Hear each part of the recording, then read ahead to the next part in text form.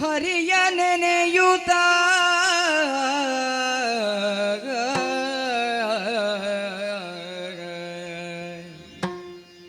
ಹರಿಯ ನೆನೆಯುತ್ತ ಮಂಚದೊಳಗೆ ಮಲಗಿರೆ ಭೀಷ್ಮ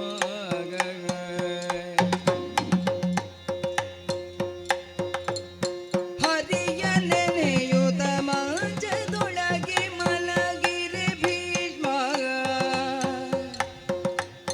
ಬೆರಗಿದನು ಕೊಲುವರನ ಎತ್ತಿ ಮುದ್ದಿಸುತ್ತ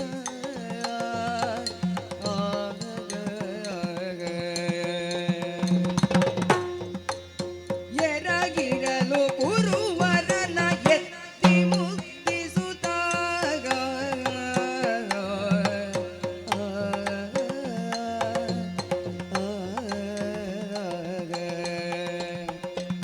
ಹರಿಯ ನೆನೆಯುತ್ತ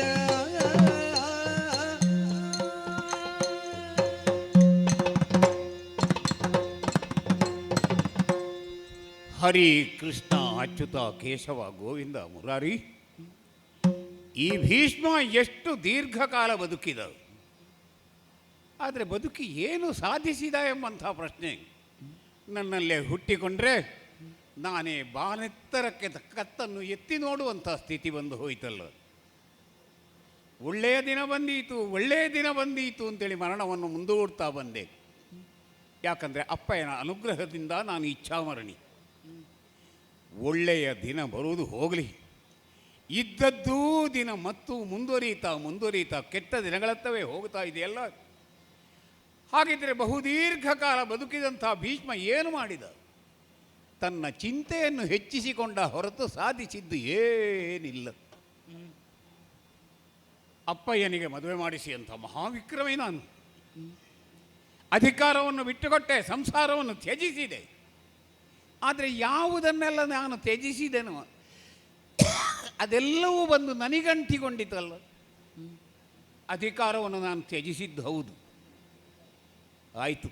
ಅಪ್ಪಯ್ಯ ಸತ್ಯವತಿ ದೇವಿಯರಲ್ಲಿ ಪಡೆದಂತಹ ಚಿತ್ರಾಂಗದ ವಿಚಿತ್ರ ವೀರ್ಯರು ಏನೂ ಸಾಧಿಸದೆ ಮರಣ ಹೊಂದಿದರು. ಆವಾಗ ಅಧಿಕಾರದ ಸೂತ್ರವನ್ನು ನಾನೇ ಹಿಡಿಯಬೇಕಾಗಿ ಬಂತು. ಯಾರು ಅಧಿಕಾರ ಬೇಡ ಅಂತ ಹೊರಟ್ನೋ ಅಧಿಕಾರ ಬಂದು ನನ್ನನ್ನು ಅಂಟಿಕೊಂಡಿತ್ತು. ನನಗೆ ಬೇಕೋ ಈ ಸಂಧಿ ವಿಗ್ರಹ, ನನಗೆ ಬೇಕೋ ಈ ಚಂದ್ರವಂಶದ ರಕ್ಷಣಾ ಹೊಣೆಗಾರಿಕೆ, ಬೇಡ ಅನ್ನೋದಕ್ಕೆ ನನಗೆ ಸ್ವಾತಂತ್ರ್ಯ ಇಲ್ಲ. ಆದ ಕಾರಣ ಎಲ್ಲವೂ ಬೇಕು. ಸಂಸಾರ ಇಲ್ಲ, ಮದುವೆ ಆಗುವುದಿಲ್ಲ, ಕುಳಿತುಕೊಂಡೆ.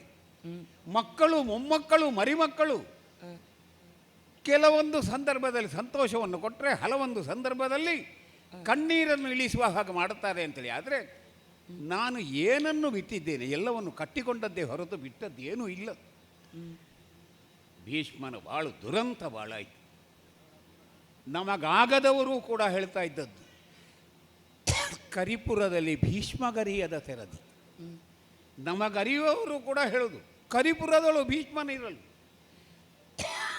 ಹಾಗಾದರೆ ಹಸ್ತಿನಾವತಿಗೆ ಭೀಷ್ಮನೇ ನಿರ್ದೇಶಕ ಎಂಬ ಹಾಗಾಗಿದೆ.